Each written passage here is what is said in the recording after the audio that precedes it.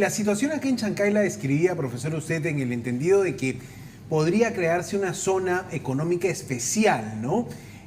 Para explicarle a la audiencia, más o menos funcionaría como una, a nivel arancelario, a nivel de impuestos, como una zona franca. Sí. Tenemos una zona franca. Sí, exactamente, ¿no? exactamente. ¿Qué es una zona económica especial o una zona franca? Ajá. Es una zona, usualmente, obviamente, en la frontera del país, que tiene adyacente un puerto o un aeropuerto donde los gobiernos dan incentivos a que las empresas, en particular las extranjeras, las grandes, traigan su capital, traigan su tecnología, partes y componentes sin pagar ningún arancel. Segundo, que usualmente se le da facilidades tributarias. Por ejemplo, a veces, en el caso de China, de otros países, se les ha cobrado impuesto a la renta. Durante los primeros 5, 10 años se le ofrece facilidades, ya he comentado, y todo lo demás. Entonces yo creo que esa es la situación. Ahora, habría que hacer un paréntesis. Ustedes saben que el Perú tiene zonas económicas especiales, zonas francas desde el año 90. Tenemos la zona Tacna, por ejemplo, la zona de desarrollo de Hilo, la zona de desarrollo de Paita. Lamentablemente esas zonas están desde el 90, pero no ha habido casi desarrollo.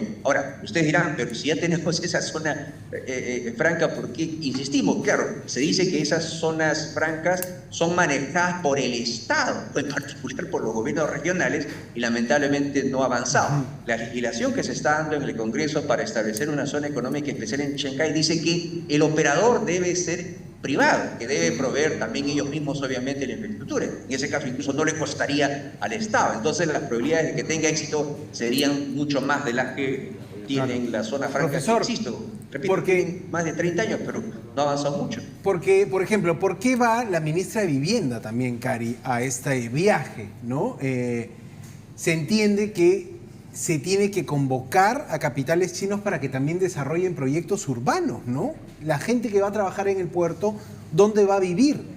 ¿Dónde se van a educar los hijos de las familias que lleguen a trabajar al megapuerto de Chancay? Entonces, todo esto nos hace pensar en el diseño de una ciudad, como usted mencionaba, Shenzhen, ¿no? Una ciudad que antes era un pequeño pueblo de pescadores, pero ¿cuánto puede tardar esto? ¿Hablamos de décadas, profesor? Bueno, la experiencia de Shenzhen dice que ha tardado años. Lo importante es empezar, ¿no? Quizás nosotros sabemos que, por ejemplo, en 2019, el presidente en ese momento, Vizcarra, firmó en el Foro Económico Mundial de Davos en Suiza el contrato para hacer justamente el puerto de Chancay. La pregunta es, han pasado 5 años, ¿por qué no se aprovechó para ya empezar? Nosotros recién estamos pensando estamos esperando qué hacer, entonces se han perdido un tiempo, espero que no se pierda. Más bien, justo estaba viendo la gente que ustedes gentilmente me enviaron, justo una reunión con Huawei y Shenzhen, dice que se le va a explicar a la presidenta, a su comitiva, cómo hacer un ecosistema, una ciudad inteligente. Yo creo que el tema de la visita de la ministra de Vivienda no solo tiene que ver con Chancay, tiene que ver con Lima. Lima tiene un crecimiento desordenado terrible, terrible. Vayan ustedes a China, las ciudades son muy ordenadas, hay semáforos inteligentes, hay una central que justamente ve dónde está el tráfico, dónde no. Yo creo que eso también podría aprender, y esa experiencia no solo va a valer para Chancay, sino para todo el pueblo de Lima en particular, que es un caos en el transporte, por dar un ejemplo nada más. Claro, y justamente para acotar a lo que usted precisaba, estamos bastante retrasados considerando de que se inaugura el puerto de Chancay en noviembre y los alcaldes, no solo de Chancay, sino de los alrededores, estamos hablando de Huaral, no tienen todavía, digamos, la documentación para hablar de zonificación, de proyección, de crecimiento demográfico, no saben cómo zonificar las zonas. Entonces, eso nos dice que estamos bastante en pañales. Ahora, yo le quería preguntar también sobre esta visita a Shanghái de la presidenta. Estamos hablando del puerto más importante del mundo. ¿Y cuál es la experiencia que debe traer la presidenta de esta visita exactamente al puerto de Shanghái a lo que va a ser Chancay, ¿no? Muchos hacen esta comparación de que es abismal, pero algo tiene que traerse la presidenta. Sí, justamente en Shanghái, estoy viendo la agenda, se va a entrevistar, por ejemplo, con el presidente de COSCO Shipping Port, ¿no? Esta empresa que justamente ha construido el puerto de Chancay. China tiene de los 7 puertos más grandes, más importantes, de mayor volumen del mundo, 7 están en China y 8 si uno cuenta Hong Kong, ¿no? Que también es parte de China. Y COSCO maneja varios de ellos, y justamente Shanghái, como bien lo mencionas, es uno de los puertos más grandes. Tengo entendido, porque dice ahí, le van a hacer un tour, por ejemplo, del puerto a la presidenta, a su comitiva. Bueno, Ojalá aprendan de otras cosas la planificación, ¿no? Los chinos planifican con bastante antelación todo lo que va a venir adelante, la infraestructura. Por ejemplo, el puerto de Chancay también no se va a hacer usada plenamente si no tenemos la infraestructura de ferrocarriles o de carreteras que traigan la producción de la costa, de la selva del Perú, de la sierra, y en particular de Brasil en realidad, ¿no? Porque China en realidad, ese puerto no está pensado solo para el Perú, es un puerto inmenso, casi la mitad de lo que compra China de Latinoamérica viene de Brasil.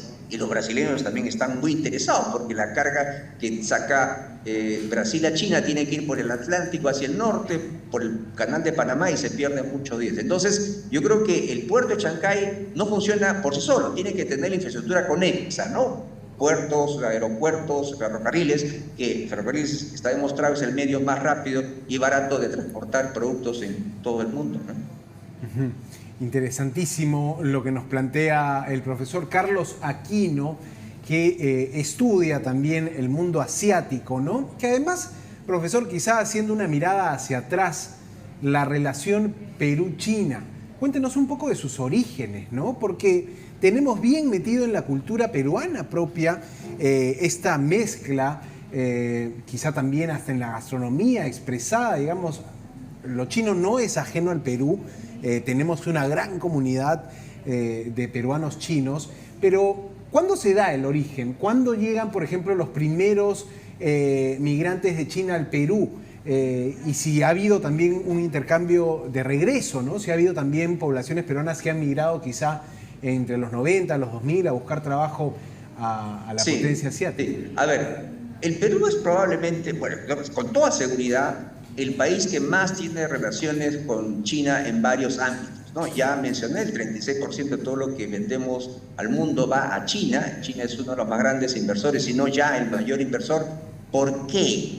Porque el Perú fue el primer país en Latinoamérica en establecer una relación para recibir inmigrantes. El Perú fue el primer país en Latinoamérica que empezó a recibir inmigración masiva de chinos desde 1849. Por eso tenemos la comunidad más grande de chinos en Latinoamérica. Bueno, en realidad la comunidad china es parte prácticamente ya de la comunidad peruana, ¿no? Y conocemos todos los aportes que ha hecho.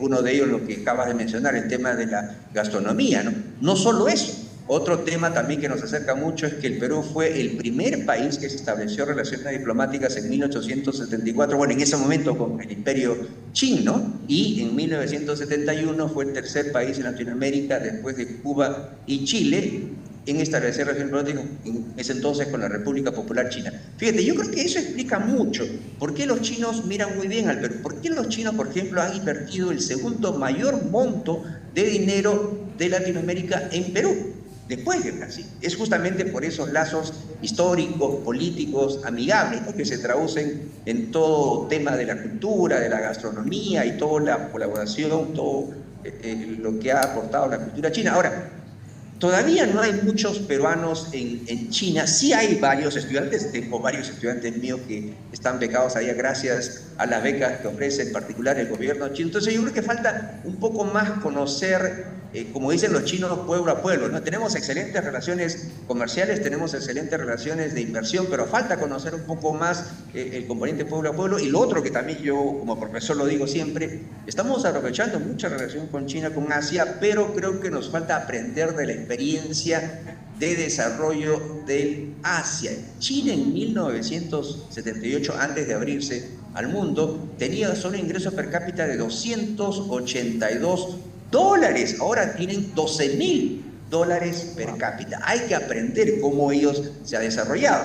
Entre otras cosas, proveer de una buena infraestructura al país, una meritocracia, un sistema de gobierno que sea muy eficiente, el tema de la educación. ¿Cómo uno explica que Shenzhen, que empezó como zona franca fabricando productos baratos, intensivos en mano de obra, como ensamblando televisores, textiles, ahora fabrica teléfonos inteligentes y todo lo demás, ¿no? Entonces yo creo que esas cosas deberíamos aprender, y ya que el Perú y China tienen una excelente región, yo creo que no sería tan difícil, ¿no?